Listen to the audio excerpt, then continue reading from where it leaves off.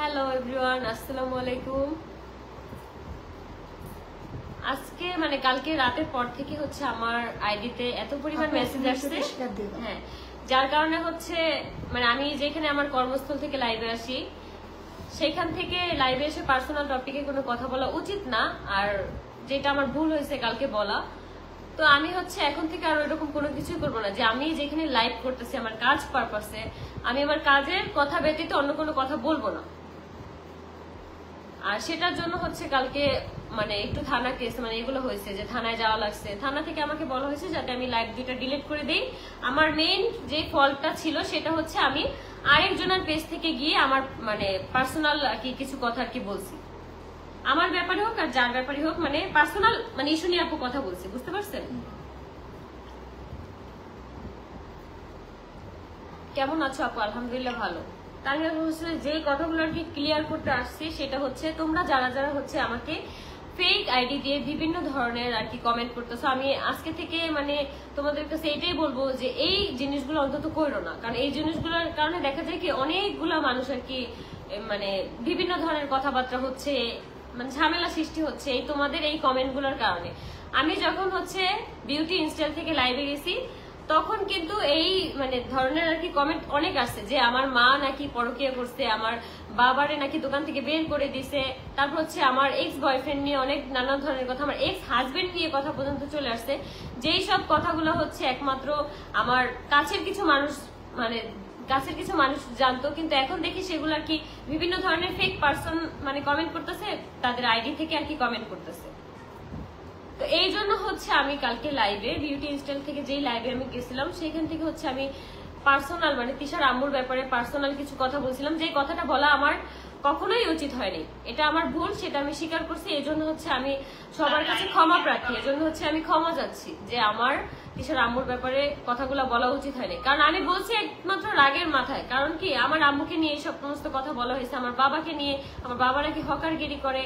তো এই ব্যাপার নিয়ে কথা বলার পরই হচ্ছে আমি এই কথাগুলো বলছি, যেটা হচ্ছে আমার নিজের আইডি থেকে হলে এই ধরনের কোনো প্রবলেম হইতো না। কিন্তু হচ্ছে যে আমি যেখানে কাজ করতেছি তারা তো হচ্ছে আমাকে টাকা দিয়ে হায়ার করছে কাজ করানোর জন্য, অবশ্যই আমি তাদের কাজের কথাগুলোই বলবো।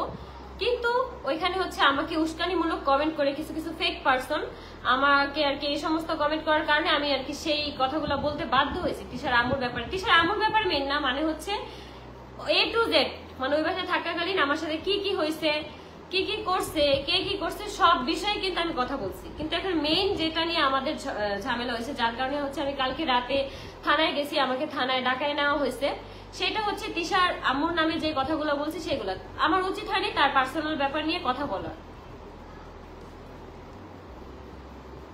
আসসালামু আলাইকুম আপু। ওয়ালাইকুম আসসালাম। কেমন আছেন আপু? আমি অনেক ভালো আছি আলহামদুলিল্লাহ। কেমন আছেন আপু? আলহামদুলিল্লাহ। তো এই ব্যাপারগুলো নিয়ে তোমাদের মধ্যে দেখতেছি অনেক অনেক অনেক অনেক ফেক আইডিয়া আছে আপু, বুঝতে পারছেন? আমার নামে, তারপর হচ্ছে তিশার নামে অনেক অনেক ফেক আইডিয়া আছে, যারা হচ্ছে বিভিন্ন রকমের ছোট ছোট কাটসিন ভাইরাল করতেছে। লাইভে যখন আসতেছি তারা উস্কানিমূলক কমেন্ট দিতেছে, মানে কমেন্ট করতেছে। তো আমি চাই যে এখন থেকে যেন তারা আমাকে কোনো ধরনের ফেক আইডি থেকে যেন কোনো প্রকার উস্কানিমূলক কমেন্ট করা না হয়। আমি এটা বারবারও বলতেছি, কিন্তু এটা প্রতিনিয়ত আপু হয়ে যাচ্ছে, প্রতিনিয়ত হয়ে যাচ্ছে।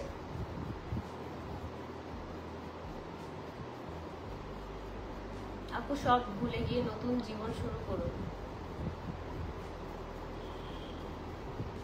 তো যার কারণে হচ্ছে আমাদের মানে পুলিশ যেভাবে আর কি বলছে যে আমার আইডি থেকে সেই লাইভটা ডিলিট করার কথা, যেহেতু আর কি তিশার আম্মুর পার্সোনাল ব্যাপারে আমি কথা বলছি, আর হচ্ছে কাশ্মীর কালেকশন থেকে যেই লাইভটা ডিলিট করতে বলছে সেগুলো হচ্ছে রাতেই কমপ্লিট ডিলিট করা। আর আমি হচ্ছে আজকে সকালে লাইভ হয়ে বলে দিছি যে আমার ওইভাবে ওইখান থেকে পার্সোনাল টপিকে কোনো কথা বলা উচিত হয়নি, যার কারণে আমি সবার কাছে মাফও চাইছি। সবাই যেন আমাকে ক্ষমার দৃষ্টিতে দেখে, যেন আমাকে ক্ষমা করে দেয়। এখন পর্যন্ত তোমরা অনেক আছে যে কালকে রাতের পর থেকেও আপু অনেক অনেক আইডি থেকে বিভিন্ন ধরনের ফেক আইডি থেকে আর কি বিভিন্ন ধরনের কমেন্ট, বিভিন্ন ধরনের পোস্ট, এগুলো আর কি এখন পর্যন্ত করা হচ্ছে, এখন পর্যন্ত করা হচ্ছে।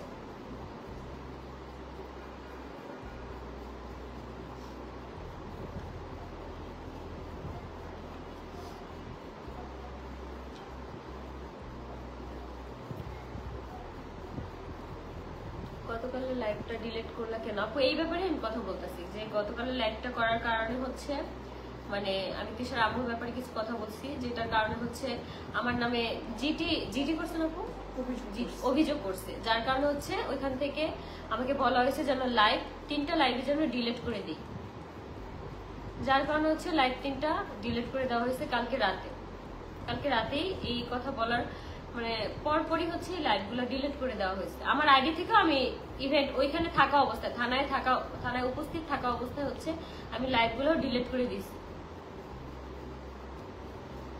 তারপর আমি এখনো বারবার বলতেছি যে আজকের পর থেকে আমি মানে আমি কোনো আমার কর্মস্থল থেকে যেই আর কি লাইভে আসি না কেন পার্সোনাল কোনো টপিকে কথা আমি বলবো না, কারণ এটা আমার ফল্ট হয়েছে, সেটা আমার ভুল, আমি নিজেই সেটা বুঝতে পারছি, যার কারণে আমি সবার কাছে মাপ চাই যে আমার পার্সোনাল টপিক নিয়ে আমি কোনো পেজের কোনো ইয়ে থেকে লাইভ বলে কোনো কিছু কখনো বলবো না।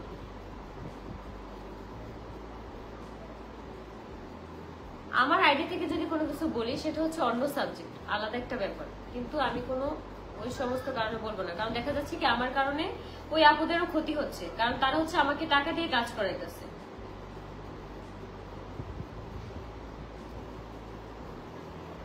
পাশের বাসার ভাবি তোমাকে কাইল্লা বলছে, আরো উনি হচ্ছে আমাকে কাইল্লা বুঝকি অনেক কিছু বলছে, যে পাশের বাসার ভাবি। হ্যাঁ, তো এটা নিয়ে আমি কোনো কিছুই বলবো না, কারণ ওইখানে কথা হয়েছে যে কালকের পর থেকে তারা কোনো কিছুই করবে না, উনি ওনার হাজবেন্ড দুজনে আর কি বললো, দুজনেই তো বললো লাস্টে যখন আর কি ঝামেলা মিটমাট হয়ে গেছে তখন বলছে যে আজকের পর থেকে আর কখনোই কোনো কিছু বলবে না, যার কারণে আমি ওনাকে নিয়ে আর কোনো ধরনের কোনো কথা বলবো না। কালকে থানার বিষয়টা আপনাকে ক্লিয়ার করে দেওয়া। হ্যাঁ, এটা বলো। আচ্ছা, কালকের বিষয়টা নিয়ে আমি আইনজীবী, আমি অ্যাডভোকেট জান্নাত, সুপ্রিম কোর্টে আছি, তো আপুর এই বিষয়গুলো লিগ্যাল বিষয়গুলো আমি দেখছি। তো আমি কিছু বিষয় আপনাদেরকে সতর্ক করতে চাচ্ছি এবং মানে কিছু বিষয় ক্লিয়ারও করতে চাচ্ছি। প্রথম কথা হচ্ছে যে আপু কালকে কাশফিয়া কালেকশনের একটা লাইভ করছিল, আর হচ্ছে বিউটি স্টাইলের একটা লাইভ করছিল, তো সেখানে আপনারা যেটা করছেন যে তৃষা আপু তারপর হচ্ছে আখি আপু ওনাদের একটা ফ্যামিলি ছিল, ওনারা একসাথে 2 বছর আপু ওই বাসায় থেকেছেন, সংসার করেছেন, তাদের একটা বেবি হয়েছে। তো প্রত্যেকটা ফ্যামিলিতে কিন্তু পারিবারিক প্রবলেম থাকে, সেটা আপনার ফ্যামিলিতেও আছে, আমার ফ্যামিলিতেও আছে, পৃথিবীতে কিন্তু প্রবলেম ছাড়া কেউ না। তারা যেহেতু ব্লগ করে সেজন্য আমরা তাদের পারিবারিক বিষয়গুলো জানি, আবার কারো কারো বিষয় আছে যেগুলো আমরা জানি না। তৃষা আপু যখন লাইভে আসে কিছু ফেক আইডি সেখানে যে কমেন্টস করে, আজে বাজে কমেন্টস করে, মানুষ ভাবে যে এগুলো হয়তো আখি আপু করাচ্ছে, আবার আখি আপু যখন লাইভে আসতেছে তখন আবার বিভিন্ন ফেক আইডি এসে এখানে কমেন্টস করতেছে, তো আখি আপু ভাবতেছে যে এটা হয়তো মানে তৃষার আইডি থেকে করাচ্ছে বা তাদেরকেও করাচ্ছে। এখন বিষয়গুলো হচ্ছে আপনারা যারা বিভিন্ন ফেক আইডি খুলে এই যে এসব যে গালিগালাজ করেন, আপনারা